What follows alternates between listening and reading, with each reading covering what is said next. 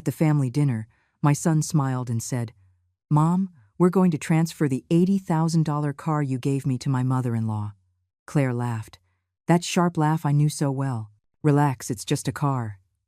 Michael, my husband, watched them in silence. His eyes moved from Julian to Claire, then to me. And then he spoke, with that voice he hadn't used in years. That voice he saved for the moments where everything was breaking. "But before I tell you what he said, you need to understand something. You need to see how we got here.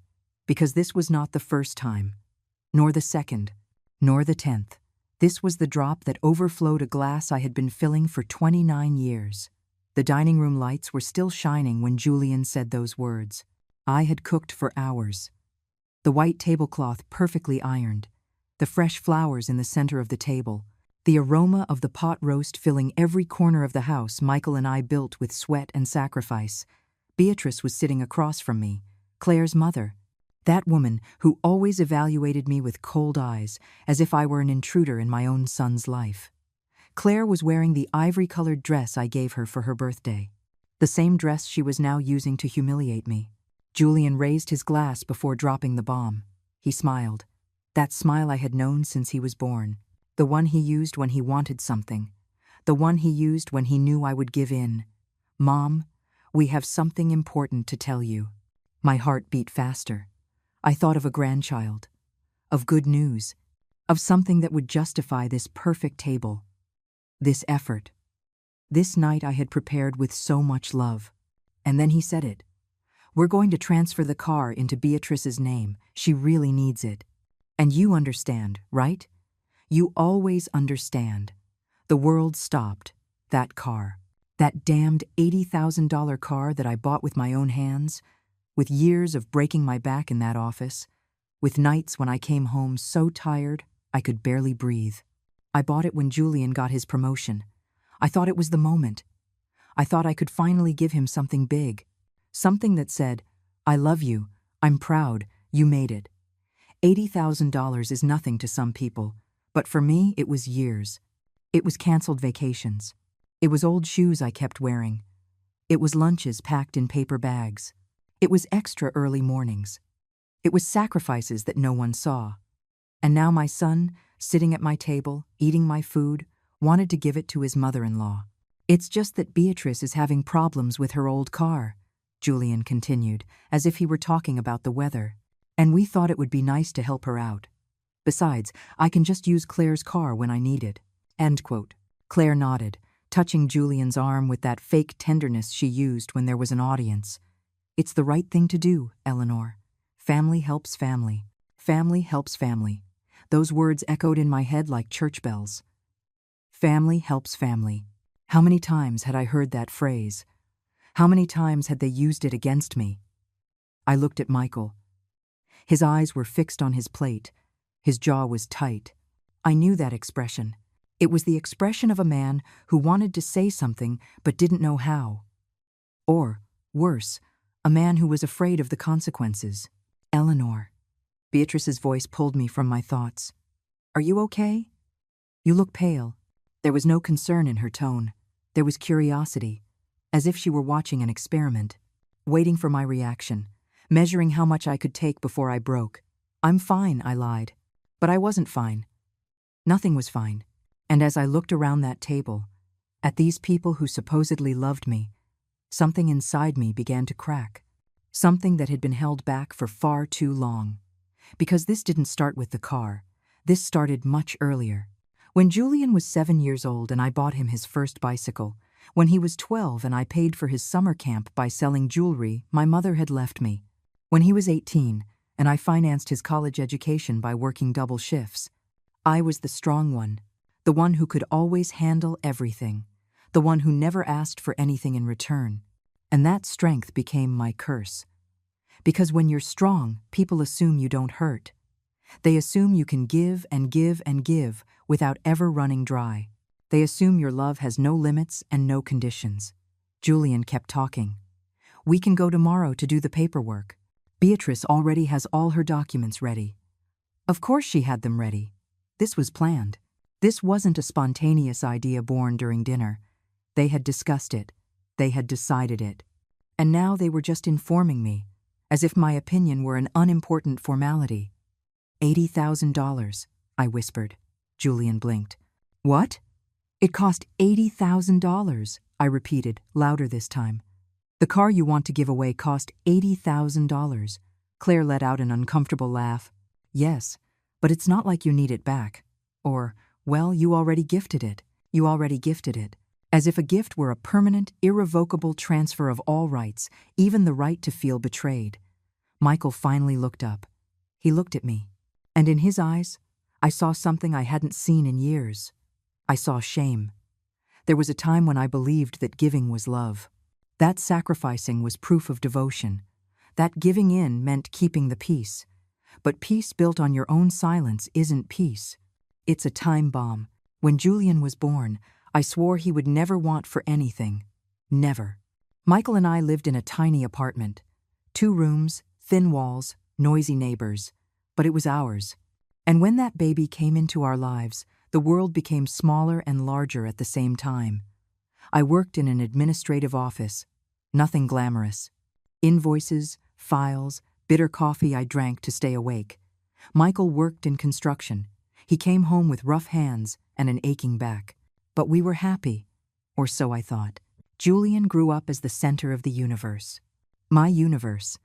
I bought him his first bicycle by selling the engagement ring my grandmother had left me. Michael didn't find out until years later. When he did, he just said, "You should have told me." But how could I tell him? How could I admit that choosing between a dead ring and my son's smile wasn't really a choice? When Julian was 12, he wanted to go to a summer camp. All his friends were going. All of them except him, because we didn't have the money. I saw him cry that night in his room, a silent cry he tried to hide behind his pillow.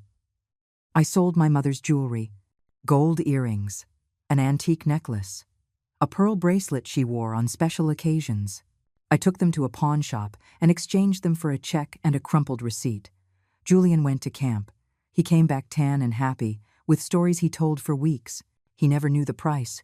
When he turned 18, he earned a spot at a university. A good one, expensive, far from home. Michael and I looked at each other that night in the kitchen, knowing we couldn't afford it. "We'll take out a loan," Michael said. I didn't answer. "I'll get the money." I got a second job. I cleaned offices at night after my regular shift. I would get home at 2 o'clock in the morning. I'd sleep 4 hours. I'd get up and start all over again. For 4 years, I lived like that. 4 years where my body became a machine that ran on coffee and willpower. Julian graduated with honors.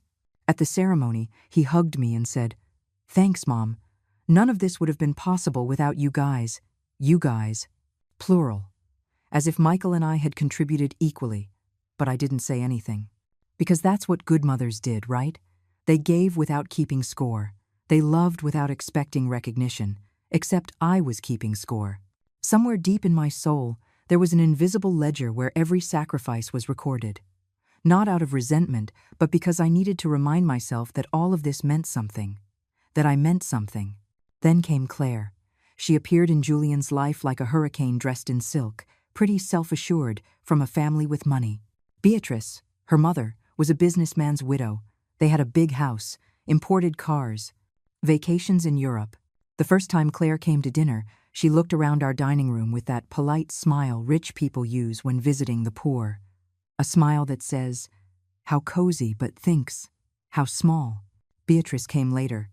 She sat on my sofa, as if it were a temporary throne. She drank the tea I made her and commented, "How interesting. It's a tea bag." As if a tea bag was a personal insult. But I swallowed my pride. Because Julian was in love. And I wanted him to be happy. Even if his happiness meant sharing him with women who saw me as something lesser. The wedding was expensive. Too expensive. Claire wanted a magazine-worthy event. 500 guests. A live orchestra. Imported flowers. A dress that cost more than my car. "It's their special day," Michael said when he saw my face upon receiving the budget. "We don't have this money," I replied. "We'll find a way." And we did. We sold the plot of land we had bought years ago, thinking we'd build a house for our retirement. That land where I imagined a small garden, a hammock under the trees, Peace after so many years of war. We sold it. And we paid for a wedding, where Beatrice paraded around like the Queen Mother, receiving congratulations for what a wonderful son Eleanor had raised, past tense, as if my job were finished. After the wedding, things changed. Julian visited less. When he did come, Claire always had an excuse not to accompany him, or they came together, but she spent the whole time on her phone, sending messages, laughing at jokes I couldn't hear. One day, Julian arrived with news. "Mom, I need to ask you a favor." The favors always started like that. Soft, reasonable. "Claire and I want to buy a condo, but we need help with the down payment. Just $10,000. We'll pay you back in 6 months. $10,000. 6 months. I gave him the money. It was part of my retirement savings. But I told myself it was an investment in his future. I'd get it back in 6 months. 6 months passed. Then 12. Then 18. I never saw that money again. When I finally gathered the courage to mention it, Julian seemed offended. "Mom, I thought it was a gift. I didn't know you were keeping score." Keeping score. As if remembering I was owed $10,000 was a character flaw. And now, years later, sitting at my own table, I listened to that same son tell me he was going to give an $80,000 car to his mother-in-law. A car I bought after years of saving. After turning down vacations, new clothes, small luxuries. I bought it because Julian got an important promotion, and I wanted to celebrate. I wanted him to know I was proud. I wanted, stupidly, for him to see me. But he didn't see me. He had never really seen me. To him, I was an inexhaustible resource, an emotional bank he could withdraw from without limit, and I had allowed him to believe that. I looked at Julian across the table. His eyes avoided mine. Claire was smiling. Beatrice was eating with the elegance of someone who had already won, and something inside me said, "Enough. When were you planning to tell me this?" My voice came out firmer than I expected. The words cut through the air like a sharp knife. Julian blinked, surprised by my tone. "We're telling you now, Mom. That's why we organized this dinner. This damned dinner that I cooked. In my house. With my food. At the table that I set." "You organized," I repeated slowly. "You organized a dinner in my house to inform me that you are giving away my gift." Claire let out an impatient sigh. "Eleanor, don't be so dramatic. We already explained it. Beatrice needs the car. You already did your part by giving it to Julian. Now he can do what he wants with it." Dramatic. That word they use to silence women who dare to feel, who dare to protest, who dare to say, "This hurts me." "The car is in my name," I said. Silence. Julian frowned. "What?" "The car is still legally in my name. We never did the official transfer." This was true. When I bought the car, my lawyer, an old family friend, suggested I wait a few months before transferring it. "Just as a precaution," he had said. "Sometimes young sons have accidents, legal problems. It's better to protect the asset until you're sure." I had agreed without thinking much about it. But now, looking at the faces around the table, I was thankful for that advice. Claire put her fork down with a sharp click. "Well, then we'll fix it tomorrow. First, you sign it over to Julian, and then he signs it over to Beatrice." No, that small word fell like a stone in still water. The ripples spread across the entire table. "What do you mean, no?" Julian leaned forward. "Mom, you gave it to me. It's mine. I loaned it to you. There's a difference." "That's not true. You said it was mine. On my birthday, you said. This is your gift, son. You deserve it." I remembered. I remembered every word. I remembered his happy face. I remembered hugging him and feeling that finally, I had done something big enough to prove my love.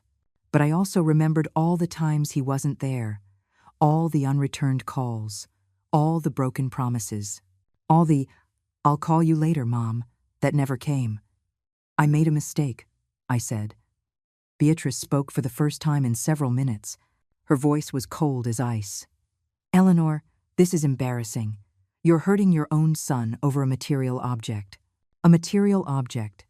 $80,000 reduced to a material object by a woman who probably spent that on a spa weekend. She's right, Mom. Julian took Claire's hand. This isn't about the car. It's about you not being able to let go. You've always been like this. Controlling, smothering, controlling, smothering. The words hit me like fists.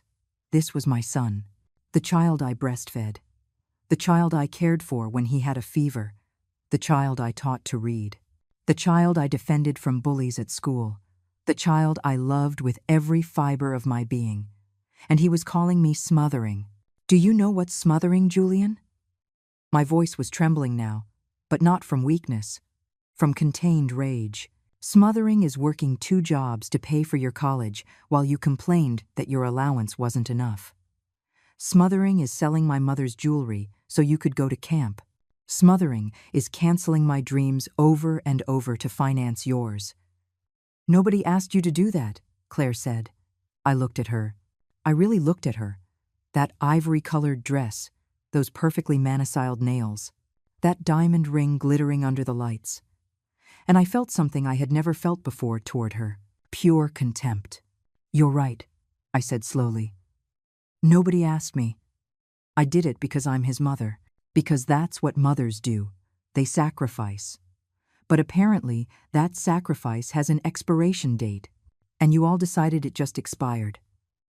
Michael put his hand over mine. It was a small gesture, but after so much silence, it meant everything. Eleanor, Beatrice said with that condescending voice she always used. I understand you're upset, but think about this rationally. I really need a reliable car. Mine is 15 years old. It breaks down constantly. Julian and Claire are just trying to help their family. Their family. As if I wasn't family. As if my need to be respected was less important than her need for a new car. And what about what I need? I asked. Everyone looked at me as if I had spoken in another language. What do you need? Julian repeated, genuinely confused. That confusion broke my heart more than any insult. Because it was real. He truly couldn't imagine that I had needs, that I was anything more than an endless source of resources and unconditional love. I need to be respected, I said. I need you to value what I do. I need to stop being invisible. Nobody is making you invisible, Mom. It's you who overthinks everything. Overthinks everything. Another phrase to invalidate, to make my feelings seem exaggerated. Irrational. Wrong. Claire stood up from the table. This is ridiculous. Beatrice, I'm so sorry. I didn't think this was going to get so uncomfortable. Don't apologize, Beatrice replied, also getting up. Clearly, there are problems here that go beyond the car. Yes, there were problems. Problems that had been accumulating for years like dust under a rug. And now that I was finally shaking it out, everyone was acting like I was the one to blame for the mess. Don't go, Julian said, standing up too. Mom will come to her senses. She just needs a moment. Come to her senses. As if I were the irrational one. As if setting a boundary was an act of temporary insanity.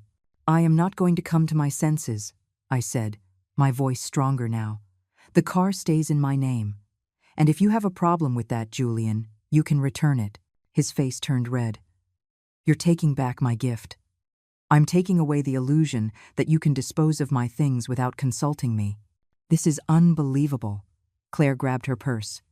Beatrice, let's go. We don't have to stay here and listen to this. Beatrice nodded, but before she left, she looked at me with those cold eyes. How sad, Eleanor. How sad that a mother's love comes with so many conditions. Conditions. She spoke of conditions when I had given everything without requests or contracts, when I had emptied my entire life into my sons without keeping anything for myself, and now that I was asking for a crumb of respect, I was accused of being conditional. I watched them leave. Claire and Beatrice walked to the door with their heads held high, like misunderstood martyrs. Julian followed them but stopped at the threshold. He turned to me, and for a second, just 1 second, I saw the boy he used to be, the boy who hugged me when he had nightmares, the boy who said, "I love you, Mommy," before bed. But that boy didn't exist anymore. In his place was a man who looked at me with disappointment. I never thought you could be so selfish, Mom. And he left. The door slammed shut. The silence filled the house like cold water. I remained standing in the middle of the dining room. The table still full of food that no one finished eating. The candles were still lit. The smoke rose in thin spirals toward the ceiling. Everything looked perfect. Everything except me. Michael hadn't moved from his chair. His hands were clasped on the table. His head was bowed. He was breathing deeply, as if preparing to say something he had held back for years. Eleanor. His voice sounded different, not soft or conciliatory like always. It sounded tired, defeated. I sat down slowly. My legs were shaking, not from fear, from adrenaline, from something that felt dangerously like freedom. You had to do it, Michael said without looking at me. You had to stand up to him. Do you think I did the right thing? He raised his head. His eyes were glassy. I think you did what I should have done years ago. Those words hit me with unexpected force. Michael never talked like this. Michael was the peacemaker, the one who smoothed over conflicts, the one who asked me for patience when I wanted to scream. For 29 years, I watched you give yourself completely, he continued. I watched you empty yourself for that boy, and I said nothing. I thought it was love. I thought that's what being good parents meant. Giving everything, asking for nothing. He ran his hands over his face, a gesture of absolute exhaustion. But it wasn't love, Eleanor. It was misunderstood sacrifice, and I let you do it alone. I let you carry everything while I hid behind work, behind the need to keep the peace, behind cowardice. Michael, no. His voice broke. Let me finish, because if I don't say it now, I never will. I saw you sell your mother's jewelry. I saw you work 2 jobs. I saw you consume yourself slowly, and I did nothing, because it was easier to let you be the strong one. It was more comfortable to believe that you could handle everything. A tear rolled down his cheek. Michael never cried.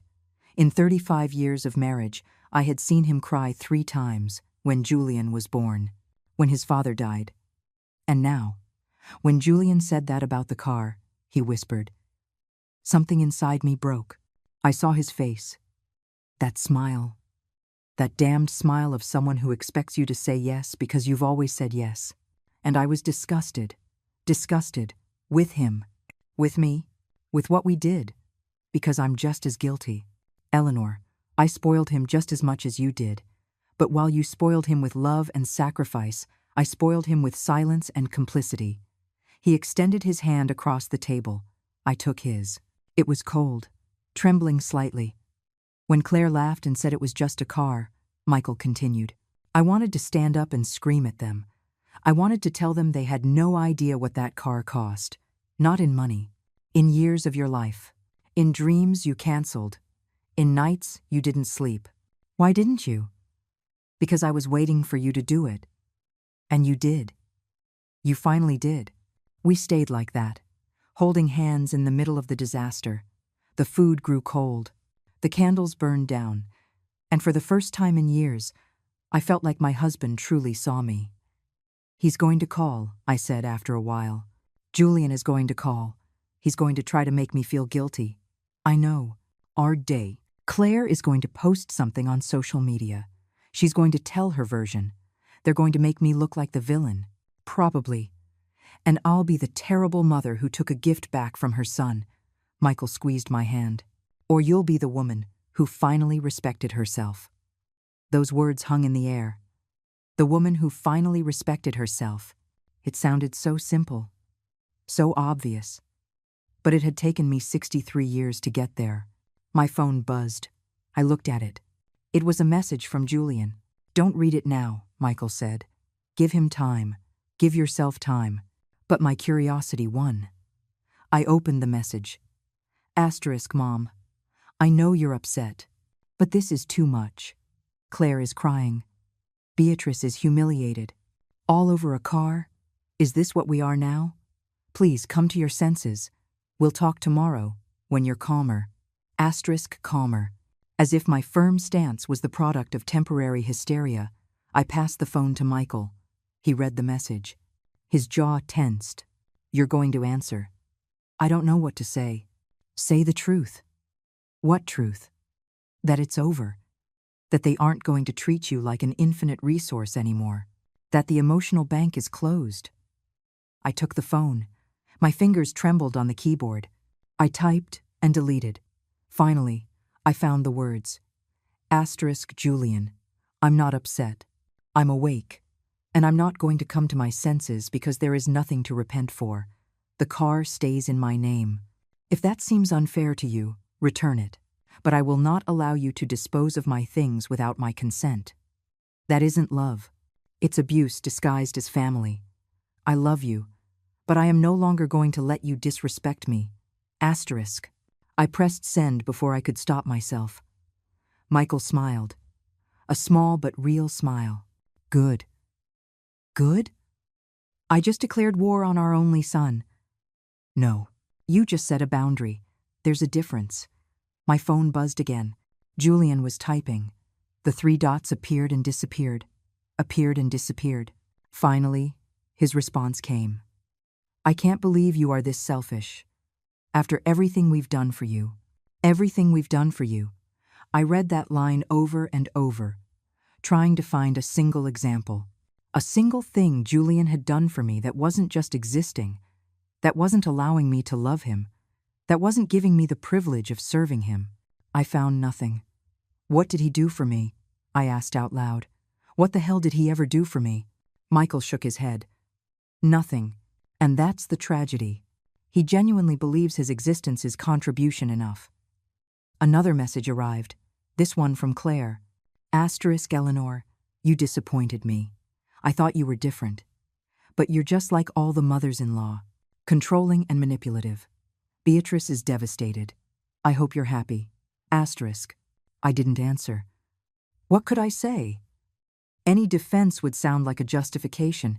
Any explanation would be used against me. Then a message came from an unknown number. I opened it.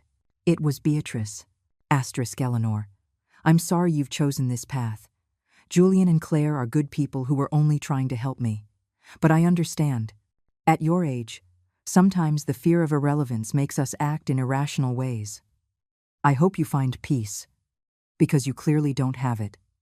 At your age, fear of irrelevance, irrationality, every word designed to hurt me, to make me feel old, pathetic, wrong. I showed the message to Michael. His face turned red. That woman. Let it go, I said. It doesn't matter anymore. But it did matter. Because this was just the beginning. This wasn't the end of the battle. It was the beginning of the war. I stood up from the table. I started gathering the plates. My hands were shaking so much I almost dropped one. Michael stopped me. Leave it. We'll do it together tomorrow. I can't just leave it. Yes, you can. He led me to the living room. I sat on the sofa. The same sofa where Beatrice had sat like a queen. The same sofa where I had breastfed Julian 35 years ago. Everything in this house held memories. Ghosts of better moments. Did I do the right thing? I asked again. Michael sat next to me. He put his arm around me. You did the only thing you could do. You defended yourself. And that, my love, can never be wrong. I rested my head on his shoulder. I closed my eyes. And for the first time all night, I cried. Not from sadness, from relief. Because finally, after all these years, someone was on my side. I didn't sleep that night. I stared at the ceiling while Michael snored softly beside me. Every time I closed my eyes, I saw Julian's face. That expression of disappointment. That look that said, I don't recognize you anymore. But did he ever really recognize me? Or did he only recognize what I did for him? At 3 o'clock in the morning, I picked up my phone. I had 17 notifications. Messages, comments, tags on posts. Claire had kept her promise. I opened Instagram. There it was, a photo of her crying. Makeup artistically smeared, the perfect lighting capturing every tear. The caption was a masterpiece of manipulation. When your in-laws make you feel worthless, when a material object matters more than relationships, when love has a price, I'm devastated. My mom just needed help, and we offered to give something that was already ours. But apparently, Some gifts come with hidden conditions. Learn from who you don't want to be. Asterisk. It had over 200 comments. I read them. Every one was a dagger. What a toxic mother-in-law. Envious mothers-in-law are the worst. Your husband should defend you. Poor thing, you deserve a better family. There were broken heart emojis, virtual hugs, applause for Claire for being so strong. A part of me wanted to respond, wanted to tell my side, to explain that the car cost $80,000, that I bought it with sacrifice, that they never asked, only demanded. But who would care? On social media, the victim who cries first wins. The narrative that gets there first becomes the truth. I kept scrolling. Beatrice had shared Claire's post with her own comment. Asterisk. Some people never overcome their insecurities. We opened our lives to this woman, treated her like family, and this is how she repays us. But we are better than that. We will continue to love despite the hate. Asterisk love despite the hate. As if I were the villain in a soap opera. The comments on her post were worse. Your daughter-in-law is a saint for putting up with that. That lady needs therapy. How can you be so miserable? I turned off the phone. I put it face down on the nightstand. But the damage was done. The words kept circling in my head like flies around garbage. Toxic, envious, miserable, insecure. Was I all of that? Did refusing to be trampled make me a monster? I got up. I went to the kitchen. The dining room was still as we had left it. Dirty plates, cold food, candles burned down into pools of wax. I started to clean. I needed to do something with my hands. Something productive. Something that made me feel like I had control over at least one piece of my life. I washed every dish with obsessive precision. I put away the food no one ate. I wiped the table until it shone. I swept the floor. I brushed away the crumbs. When I finished, the kitchen looked perfect, as if nothing had happened. As if my life wasn't falling apart. The sun was beginning to rise. A gray light filtered through the windows. I made coffee. The aroma filled the house. A familiar, comforting smell.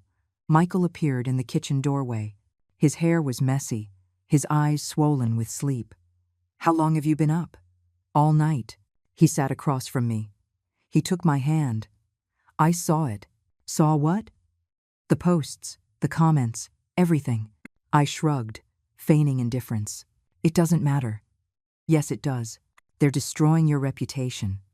What reputation? I'm not anyone important. I'm just a 63-year-old woman who finally said no. You're my wife. You're Julian's mother. You're important to a lot of people. Like who? Name one person who is on my side in this. Michael opened his mouth. He closed it. He couldn't name anyone. Because there was no one. Claire controlled the narrative. Beatrice had the followers, and I only had the truth, which, in the world of social media, was worth less than nothing. You can respond, Michael suggested. You can tell your side. And sound like a bitter old woman defending herself? No. I already made my decision. Let them think what they want. But it was a lie. It did matter to me. It mattered so much my chest felt tight. It mattered so much I had spent the whole night sleepless. It mattered so much I wanted to scream. My phone rang. It was my sister, Sarah. Hello, Eleanor. What the hell happened?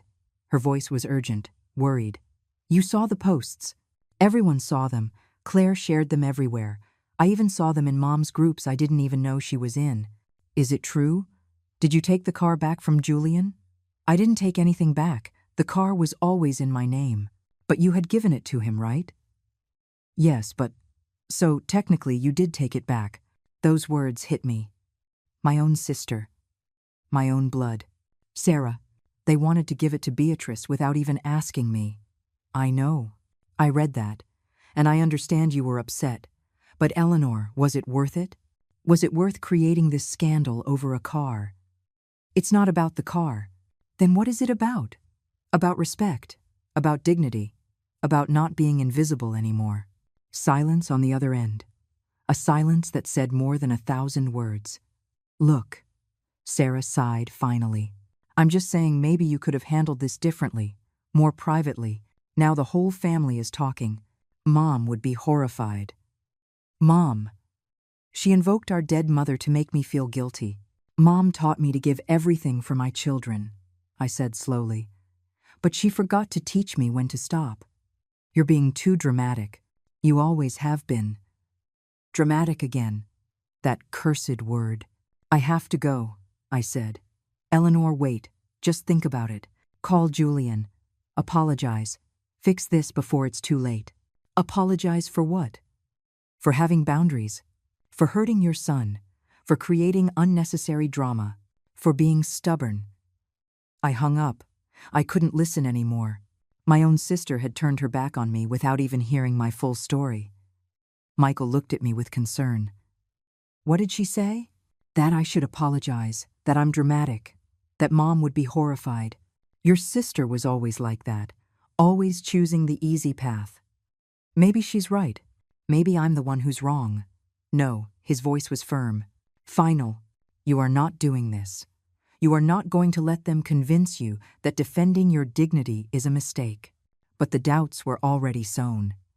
Because when everyone tells you that you're wrong, you eventually start to believe it. My phone kept ringing all day. Calls I didn't answer. Messages I didn't read. Notifications I ignored. At 2 o'clock in the afternoon, someone knocked on the door. Michael went to open it. I heard voices. One of them was familiar. Julian. My heart sped up. I wasn't ready for this. Not yet. He walked into the living room. He looked tired, dark circles under his eyes, as if he hadn't slept either. Mom. Julian. We looked at each other. There was so much distance between us. A few physical feet. Emotional years. We need to talk. Are we going to talk, or are you here to demand? He frowned. I'm here to understand. I'm here to see if there's anything left of the mother I knew. The mother you knew died last night at that dinner. Someone new was born. Someone who won't be used anymore. Used? You think I used you? Yes, for years. And I let you because I thought that was love. He sat down without asking. Michael stood next to me, a silent but solid presence. Mom, do you have any idea the damage you caused last night? Claire won't stop crying. Beatrice is humiliated, and I'm in the middle trying to keep the peace. And what about me? Who cares about the damage you all caused me? We didn't do anything to you. We just asked you for a favor you could do without any problem. You didn't ask me. You informed me. There's a difference. Because we knew you'd say yes. You always say yes. Exactly, and that's why you feel entitled. Because you never learned to accept no. Julian ran his hands through his hair, a gesture of frustration he'd had since he was a boy. You don't understand. Beatrice really needs that car. Hers is about to die. And we thought it would be nice to help her, that it would be a beautiful gesture. With my money? With my sacrifice? Without asking me. It was my car already. No, it was a gift that could be revoked if you didn't respect its meaning. What meaning? That I had to be eternally grateful to you? That I could never do anything with it without your permission? That you wouldn't give it away to someone else as if it were worthless, as if I were worthless. This has nothing to do with your worth. It has to do with your control. I stood up. I couldn't stay seated any longer. You know what, Julian? You're right. This is about control, but not about my need to control. It's about my decision to no longer be controlled. I am done letting you dictate my decisions. Dispose of my things. Treat me like an infinite resource. Nobody treats you like that. No. When was the last time you asked me how I was without needing something? Silence. When was the last time you visited me just because you wanted to see me? More silence. When was the last time you thanked me for something without it being a formality? He didn't answer, because there was no answer. That's what I thought, I said softly. He stood up. His eyes were shining. I couldn't tell if it was from tears or rage. You're impossible. Claire was right. You're toxic. And I was a fool for not seeing it sooner. Those words should have destroyed me. They should have made me kneel and beg for forgiveness. But they didn't, because for the first time in my life, I realized something fundamental. I couldn't control what he thought of me. I could only control how much I let it hurt me. If that's what you believe, I said in a calm voice, then maybe it's best if you leave. You're kicking me out. I'm letting you go. There's a difference. We looked at each other one last time, searching for something. Recognition, remorse, love. We found nothing. He left without saying goodbye. The door slammed shut with a thud that echoed through the house. Michael hugged me, and I allowed myself, finally, to fall completely apart. The following days were a silent hell. Julian didn't call. Neither did I. We became strangers bound by blood, but separated by pride and pain. Claire's posts kept coming, each one more dramatic than the last. Photos of her and Julian hugging, with captions about true family and overcoming toxicity. Beatrice shared every one with comments about forgiving those who don't know how to love. My phone became a weapon. Every notification was a bullet. Every comment was a wound. I stopped opening it. Michael suggested I delete my social media for a while. Just until this calms down, he said, as if it would calm down, as if the internet ever forgot. But he was right. I uninstalled everything. Instagram, Facebook, WhatsApp, anything that connected me to the world that had judged me without knowing my story. The silence was strange at first, terrifying. For years, I had depended on those apps to feel connected, to see pictures of Julian, to know about his life even if he didn't tell me directly. Now there was nothing, just the void. And in that void, for the first time in decades, I heard my own voice. A week after the dinner, Michael came home with a paper in his hand. He had a serious expression. What is that? A summons. Julian hired a lawyer. The world stopped. What? He's suing. He says the car was legally his because it was a gift. He wants a judge to order the transfer. I took the paper with trembling hands. I read the legal words. Plaintiff. Defendant. Disputed property. Irrevocable gift. My son was suing me. He can't do this, I whispered. Apparently, he can. I sat down. My legs wouldn't support me anymore. How did we get here? How did we get to lawyers and courts and legal documents? Because you stopped giving in. And he doesn't know how to deal with that. I reread the document. There was a hearing date. 3 weeks. I would have to stand in front of a judge and explain why I didn't want to give an $80,000 car to my own son. We need a lawyer, Michael said. We don't have money for lawyers. Then we'll sell something. But you are not facing this alone. We called Gregory, the lawyer who had advised me to keep the car in my name, a 70-year-old man with more experience than patience. He came to the house the next day. He read the lawsuit. He let out a dry laugh. This is going nowhere. The car is in your name. There is no signed gift agreement. Technically, it's still yours. Then why is he suing us? Because he's angry. Because he wants to scare you. Because he thinks you'll cave if he pressures you enough. I'm not going to cave. Gregory looked at me over his glasses. Are you sure? Because this is going to get ugly. He's going to bring witnesses. He's going to tell a story where you are the villain. He's going to make it look like you promised him the car and are now retracting out of malice. Let him. It's going to hurt you. He's going to say things in that courtroom you won't be able to forget. He already hurt me. He already said things I can't forget. What else can he do? Gregory nodded slowly. All right. Then we fight. The news of the lawsuit leaked quickly. I don't know how. Maybe Julian shared it. Maybe Claire posted it. Maybe the universe just decided my humiliation needed to be public. Sarah called again. Is it true? Julian is suing you. Yes. My God, Eleanor, do you see what you caused? What I caused. He's the one who hired the lawyer. Why wouldn't you be reasonable? Being reasonable meant letting myself be trampled. It meant being his mother. It meant putting his happiness before your pride. My pride. As if defending my rights was vanity. It's a damned car, Eleanor. An object. Is it worth destroying your relationship with your only son over an object? It's not the object. It's the principle. Principles aren't going to hug you when you're old and alone. Those words stuck in like needles. Old and alone. The greatest fear of any mother. I'd rather be alone with dignity than accompanied while being a doormat. Then enjoy your dignity, Sarah said coldly. Because when this is all over, you won't have anything else left." She hung up. One by one, the people in my life chose sides. And one by one, they chose Julian's. Cousins I hadn't seen in years weighed in on family group chats. Eleanor was always complicated. Distant aunts who never called suddenly had advice. Children are more important than pride. Friends of decades silently disappeared from my life. It was easier to believe I was crazy, that I was the problem. Because the alternative was to admit that they too had gone through the same thing. That they too had been used and discarded by their families. And admitting that hurt too much, Michael became my anchor.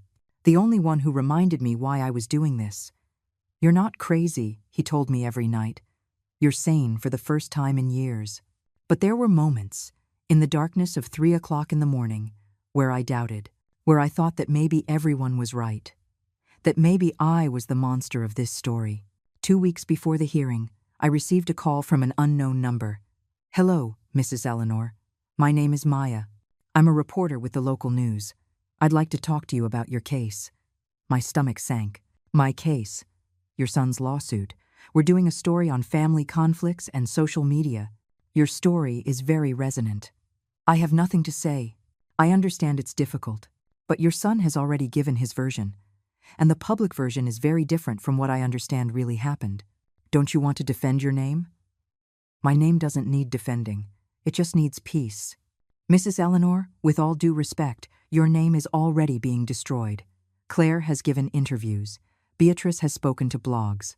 You are the villain in this story, and you aren't even telling your side. Because my side doesn't matter to anyone. It matters to me, and it will matter to many women who are going through the same thing. Women who give everything and never receive anything. Women who are punished for finally saying enough." Her words touched something deep inside me, because she was right. This wasn't just about me. It was about every mother who had emptied herself for her children. Every wife who had given in until she disappeared. Every woman who had confused love with self-destruction. "Let me think about it," I said. "I have until tomorrow. After that, the story runs with or without you. And believe me, it's better if your voice is included." That night I spoke with Michael, with Gregory, with the only friend I had left, a woman named Claire, ironically, who had worked with me for 20 years and never judged me. "Do it," Michael said. "Tell your story. It'll make things worse with Julian. Things can't get worse. He's already suing you. He already called you toxic. He already made you the enemy. What more can you lose?" He was right. I had already lost everything that mattered. My son, my family, my reputation. What else was left? Only my truth. And maybe it was time for someone to hear it. I called Maya the next day. "I'll talk, but with conditions. No sensationalist editing. No turning me into a weeping victim. Just the facts. Just the truth." Deal. The interview was at my house. Maya arrived with a cameraman and a lot of questions. I sat in my own living room, under my own lights, and for the first time in weeks, I allowed myself to be vulnerable in front of a camera. "Why did you decide not to transfer the car?" she asked. "Because they didn't ask me. They demanded it. Because they assumed my love meant unlimited access to my resources. Because for 29 years, I said yes to everything, and I finally realized I was disappearing. Don't you think a gift is a gift? That once given, you no longer have control over it? A gift given with love and received with gratitude is irrevocable. A gift given with sacrifice and treated like trash that can be redistributed without consultation is something else. It's a transaction. And I no longer participate in transactions where my value is zero. Your son is suing you. How does that feel?" I took a deep breath. Tears threatened to fall, but I held them back. Devastated, betrayed, but also liberated, because I finally know where I stand, and I'd rather stand alone with dignity than kneel, accompanied by people who don't respect me. The interview lasted an hour. When it was over, I felt empty, exhausted, but also light. I had spoken my truth. Now the world would decide what to do with it. The report aired 3 days later, and the world exploded. The report went viral in less than 24 hours. Millions of views, thousands of comments, Hundreds of secondary articles analyzing every word I said. But this time, something was different. This time, people heard me. The comments were no longer all against me. Now, there were voices defending me. Women telling their own stories. Mothers who had also been used. Daughters who watched their mothers slowly disappear. I am Eleanor.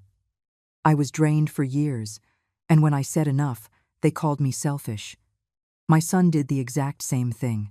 He took everything, and when I set limits, he stopped speaking to me.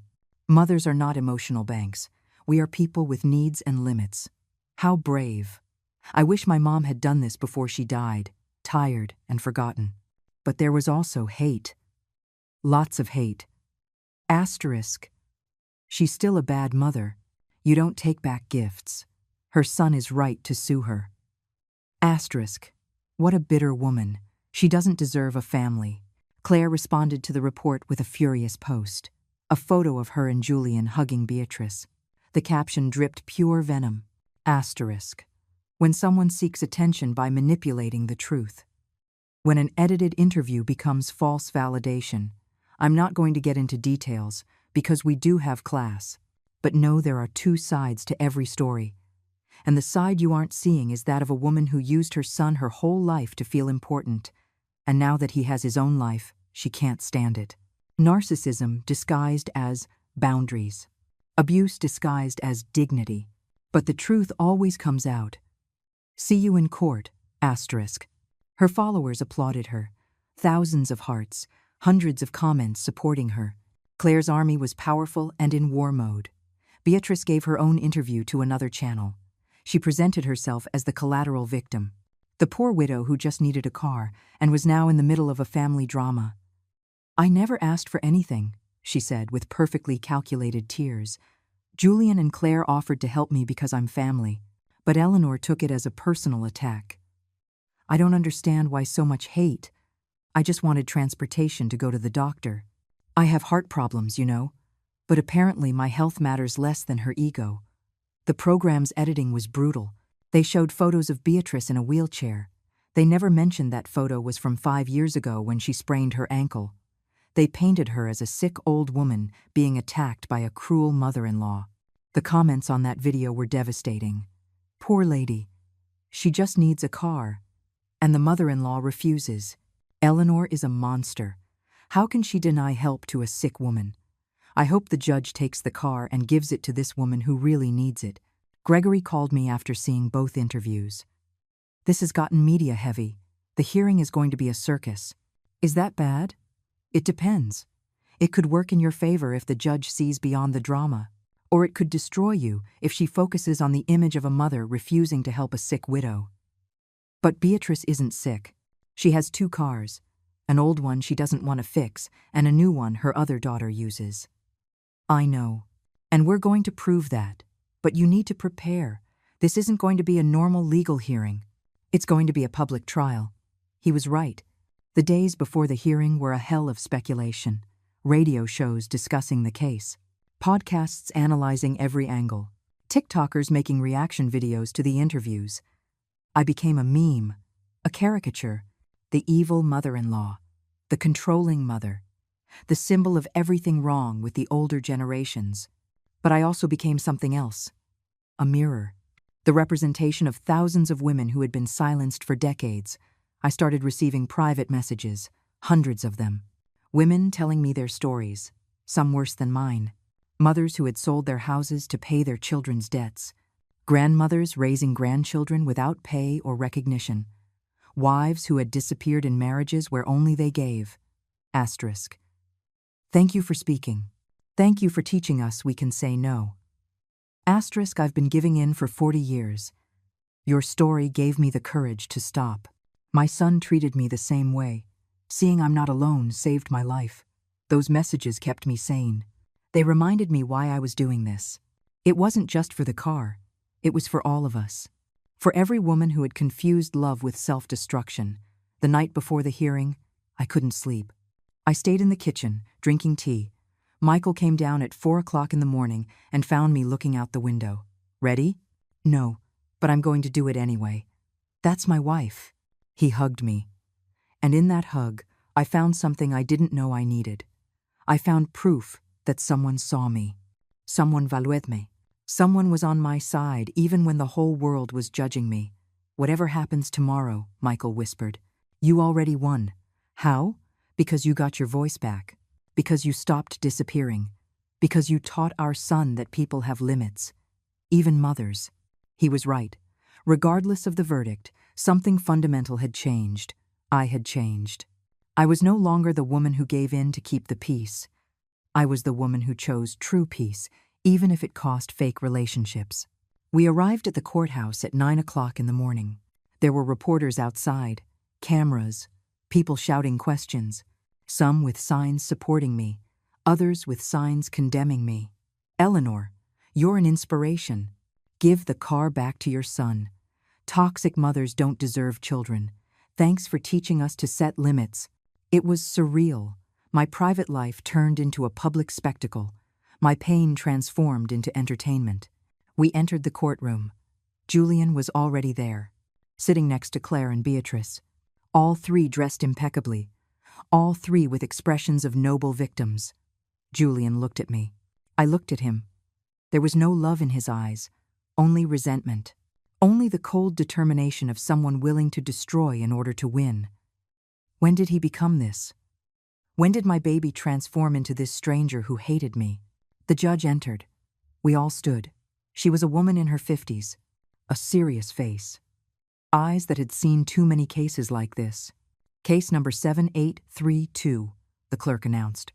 Julian Michaels versus Eleanor Michaels. Dispute over gifted property. Julian's lawyer spoke first. A young man in an expensive suit and a shark smile. Your Honor, this is a simple case. My client received a gift from his mother. A vehicle valued at $80,000. There are witnesses, there are photos, there is clear evidence that the intent was a permanent gift. However, when my client decided to exercise his right of ownership and donate the vehicle to a member of his political family who urgently needs it, his mother arbitrarily revoked the gift. This constitutes an act of bad faith and emotional manipulation. He pulled out photos. Photos from the day I gave Julian the keys. His happy face, my proud face, the car shining in the Sunday. As you can see, this was a celebration, a clear gift. Not a loan, not a temporary possession, a gift. And gifts, Your Honor, cannot be revoked on a whim. Then he called his first witness, Claire. She stood elegantly. She walked to the stand as if it were a runway. She swore to tell the truth in a trembling voice. Tell us what happened the night of the dinner, the lawyer said. Claire took a deep breath. Tears were already forming. A perfect performance. We organized a dinner to celebrate that we could finally help my mom. She has been struggling financially since my dad died. Her old car breaks down every week. She can't get to the doctor. She can't run her errands.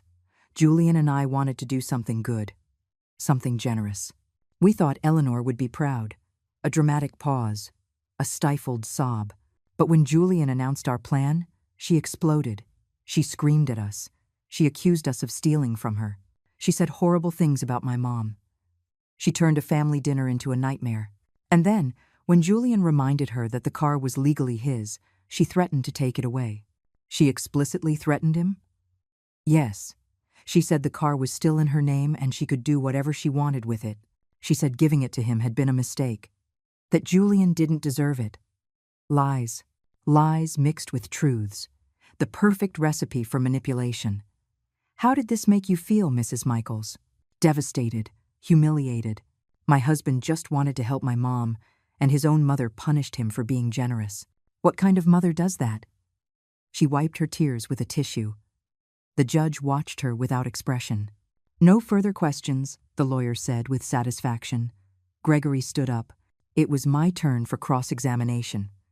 Mrs. Michaels, is it true that your mother has another vehicle? Claire blinked. Yes, but my sister uses that one.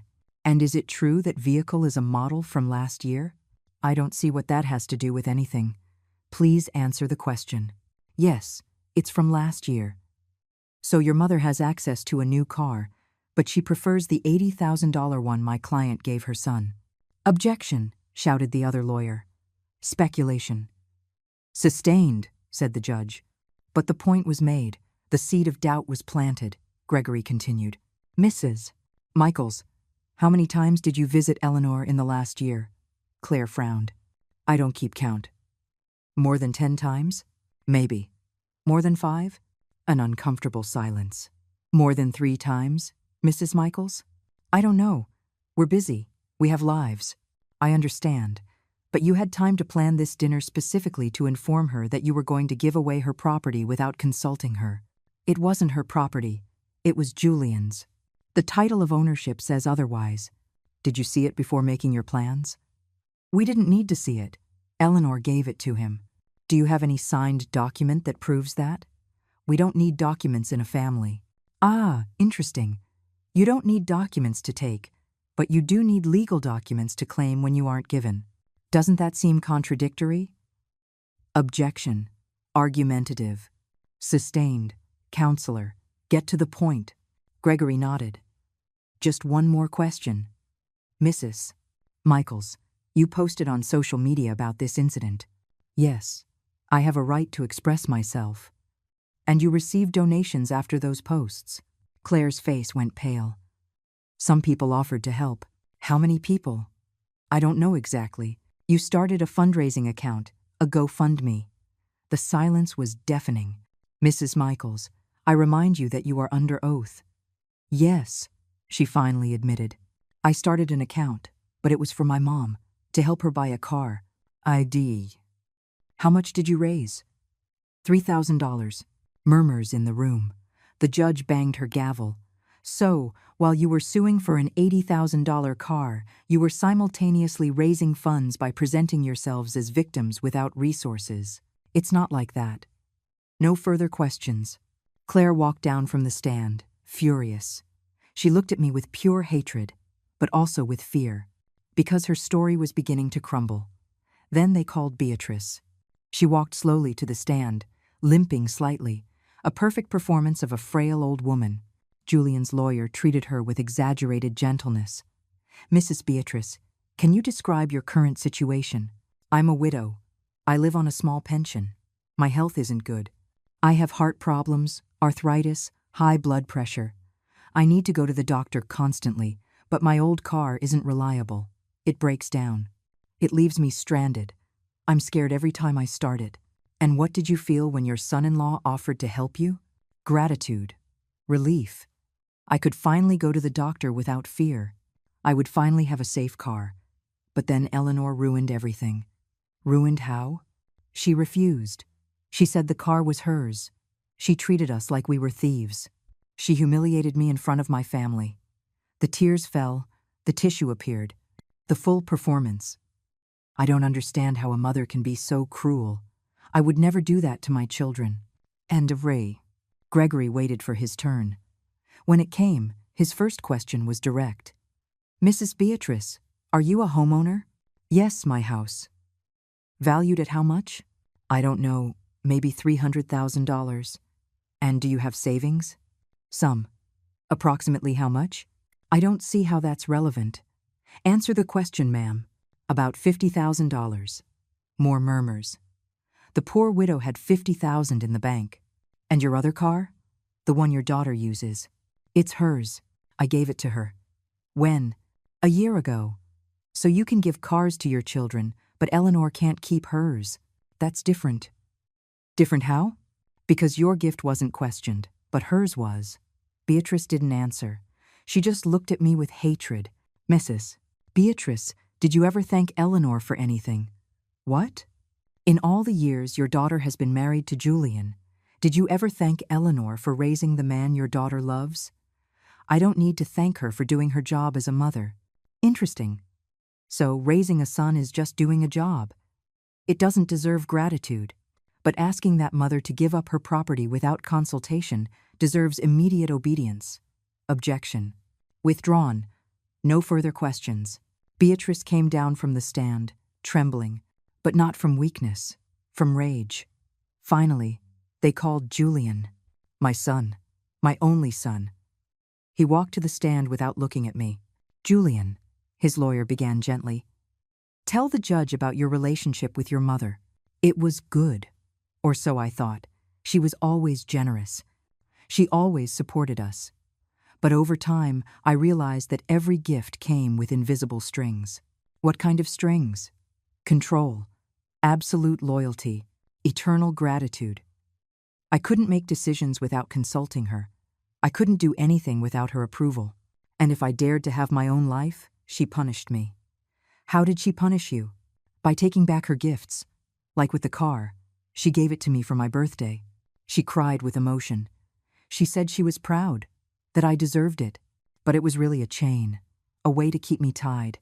The tears in his eyes looked real. Maybe they were. Maybe he really believed his own version. What happened the night of the dinner? We wanted to do something good. Help Beatrice. We thought Mom would be happy, that we were using the car for something generous. But she exploded. She yelled at us. She said horrible things. She acted like we had robbed her. Had you? No. It was my car. She gave it to me. I have photos, witnesses, everything. But when I tried to exercise my right as the owner, she threatened me. She said she had never transferred it legally, that it was a trap, that she controlled everything. How did that make you feel? Betrayed, manipulated. I realized that 35 years of motherly love were actually 35 years of control. And when I finally wanted to be free, she punished me. Gregory stood up for the cross-examination. He looked at me. I nodded.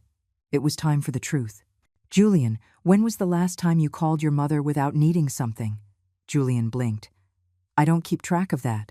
Try. This year. Probably. This month. Silence. In the last 6 months. Like I said, I don't keep track. Because there's nothing to track, is there? You only call when you need something. That's not true, isn't it? When was the last time you visited your parents just because you wanted to see them? I'm busy. I have a life. Exactly. You have a life. A life your mother financed by selling her jewelry, working 2 jobs, sacrificing her dreams. Or did you not know that? She chose to do that. Did she choose? Or did she do it because you emotionally manipulated her every time you wanted something? I never manipulated her. Gregory pulled out a paper. I have messages from you here. Mom, can you lend me $10,000? I need it urgently. If you can't, I understand. I just thought I could count on you. That's not manipulation? I told her I'd pay her back. That was 3 years ago. Did you pay that money back? Julian didn't answer. Julian, did you pay back the $10,000? I couldn't. Expenses came up. Like your honeymoon in Europe. That's different.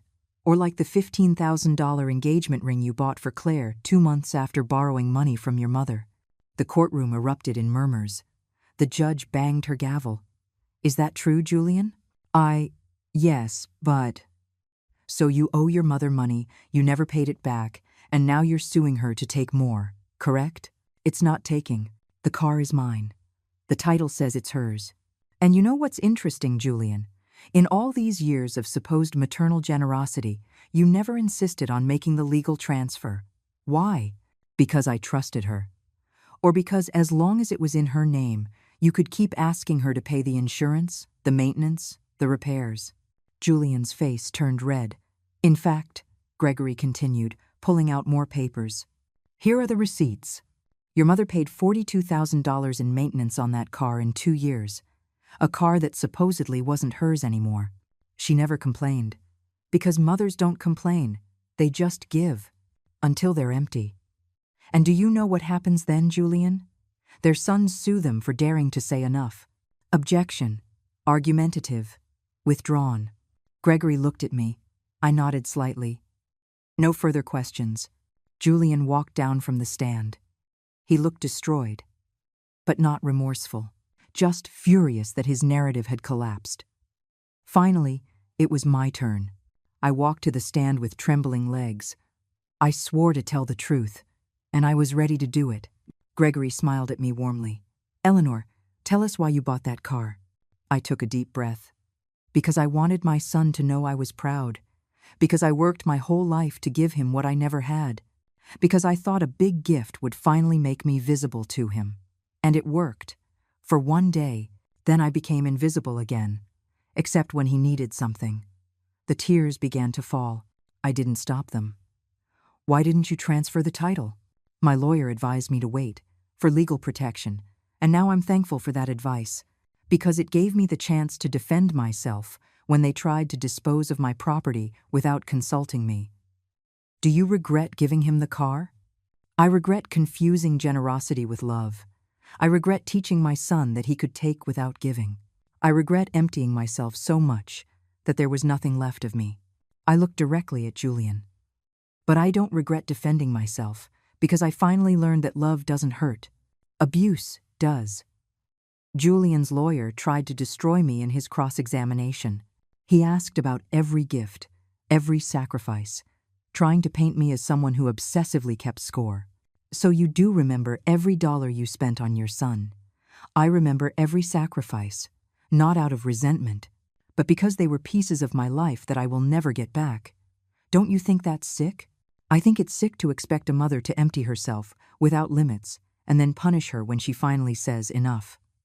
He couldn't break me, because I wasn't afraid anymore. I had already lost what I most feared losing. There was nothing left they could take from me except my dignity, and that, finally, I had decided to keep. The judge deliberated for 30 minutes. 30 minutes where the silence in the room was so thick you could cut it. Julian didn't look at me once. Claire was typing furiously on her phone. Beatrice was muttering prayers. Michael took my hand. He squeezed it hard. Finally, the judge returned. I have reviewed all the evidence, the testimonies, the documents, and the law is clear. The title of ownership is in the name of Mrs. Eleanor Michaels. There is no signed gift agreement. There is no legal transfer. Therefore, the vehicle remains legally hers. Julian stood up. But she gave it to me. Sit down, Mr. Michaels. The judge's voice was firm. A gift expressed verbally without legal documentation does not constitute a transfer of ownership, especially when the donor maintained the title, paid for insurance, maintenance, and never formally renounced her rights. This is unfair. What is unfair, the judge continued, with a tone that silenced the entire room, is to sue your own mother for refusing to be stripped of her property without consent. I find for the defendant. The vehicle remains the property of Eleanor Michaels. Case closed. The gavel fell. For a moment, I couldn't process what had happened. I had won. Legally, publicly. I had defended my dignity, and the system had agreed with me. Julian was paralyzed. Claire was crying. Beatrice was cursing us under her breath. But I just felt a strange emptiness. Because I had won the battle, but lost my son. We left the courthouse to flashes and shouts. Questions bombarded me from all sides. Eleanor, how do you feel? Do you have anything to say to your son? Was this about revenge or justice? I didn't answer. I just walked to the car with Michael by my side. The very car that had caused all of this. The car that now represented my freedom. That night, social media exploded again. But this time the tone was different. Justice for Eleanor. Mothers have rights too. How brave. She taught her son boundaries even though it cost her the relationship. All mothers should see this. Love doesn't mean disappearing. But there was also hate. There always would be. She won legally, but lost morally. How sad to beat your own son in court. Her pride left her all alone. I hope it was worth it. Julian didn't call. He didn't write. He disappeared from my life as if he had never existed. Claire closed her GoFundMe account and deleted all her posts about me. Beatrice blocked me from everywhere. And my family, the family that judged me without hearing me, remained silent. It was just Michael and me. And strangely, it was enough. The months passed. The media scandal faded. Other stories took the headlines. Other destroyed families became entertainment. And I learned to live with the emptiness of not having a son. But something had changed. I started therapy.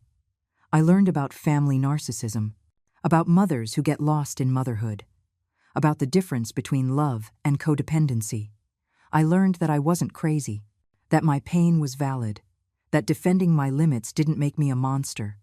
I met other women like me, mothers who had lost children for daring to say no, wives who had lost families for choosing themselves, women who were rebuilding themselves from the ashes of toxic relationships.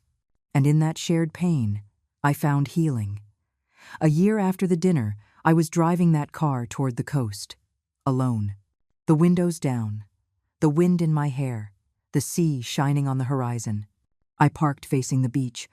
I got out. I walked on the sand. And for the first time in 64 years, I felt completely free. Not free from pain. The pain was still there. It probably always would be. But it was a clean pain. Not the rotten pain of being used and discarded, but the honest pain of having chosen my dignity over the comfort of false relationships. My phone buzzed. A message from an unknown number. Asterisk. This is Maya, the reporter. I wanted you to know your story inspired a movement. Hundreds of women are sharing their experiences. They are setting limits. They are choosing themselves. Thank you for your courage. Asterisk. I smiled. Maybe all this pain had served a purpose. Maybe my story was bigger than me. Maybe I had broken a cycle that would be repeated in other families. I replied. Thank you for giving me a voice when everyone wanted to silence me. I sat on the sand. I watched the ocean. The waves came and went, constant, eternal, indifferent to human drama. And I understood something fundamental. Peace doesn't need applause. It just needs space. Space to breathe. Space to exist. Space to be. Breaking cycles isn't dramatic. It's deliberate. It's painful. It's necessary. And every time I start that car, every time I drive without asking permission, every time I make decisions without feeling guilt, I remember that I am free. Not free from my past, but free for my future. Michael appeared, walking down the beach. He sat next to me. He didn't say anything. He just took my hand. And in that silence, I found everything I had been searching for my whole life. Acceptance, respect, real love. The kind of love that doesn't hurt, that doesn't demand, that doesn't disappear. The kind of love that taught me I am worth more than my sacrifices, that I am more than what I can give, that I deserve to take up space without apologizing. The sun began to set. Orange and pink brushstrokes in the sky. A perfect end to an ordinary day. But I didn't need perfect days anymore. I just needed honest days. Days where I could be myself without masks or performance. What are you thinking? Michael asked. That I lost a son, but I found myself. It was worth it. I looked at the ocean, the endless waves, the vastness. Yes, I whispered. It was worth it. Because in the end, the greatest betrayal wasn't Julian's. It was my own. For years, I betrayed myself by choosing false peace over my truth, choosing approval over my dignity, choosing to disappear so that others could shine. But not anymore. Now I choose differently. I choose boundaries. I choose honesty. I choose to live. And if that costs me relationships, so be it. Because relationships that require your disappearance are not relationships. They are prisons disguised as love. I stood up. I brushed the sand off my clothes. I looked at Michael. Let's go home. Ready. Always. We walked toward the car. That $80,000 car that became a symbol of my liberation. I started it. The engine purred softly. And as I drove back, with the sunset painting the coastal highway gold, I knew with absolute certainty that I had made the right decision. Not the easy decision. Not the popular decision. But the decision that allowed me to look at myself in the mirror without shame. The decision that gave me back to myself. And that, in the end, was worth more than any relationship built on my silence. The scars would remain. The pain would visit on lonely nights. The question, what if I had given in, would haunt me occasionally. But this would also remain. The certainty that finally, after 64 years, I learned the most important lesson, that respect begins at home, and I am that home.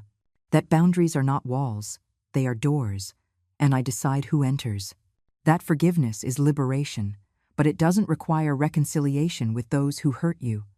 That you can love someone from a distance and still choose yourself. That breaking toxic patterns is the greatest act of love. Not toward them, toward you. And that true peace doesn't need external validation. It just needs your own approval. Night fell. The stars began to shine. And I, Eleanor, finally at peace with myself, drove home.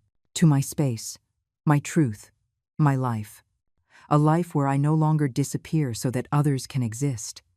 A life where I finally, gloriously, take up my own space. And that is enough. That was always enough.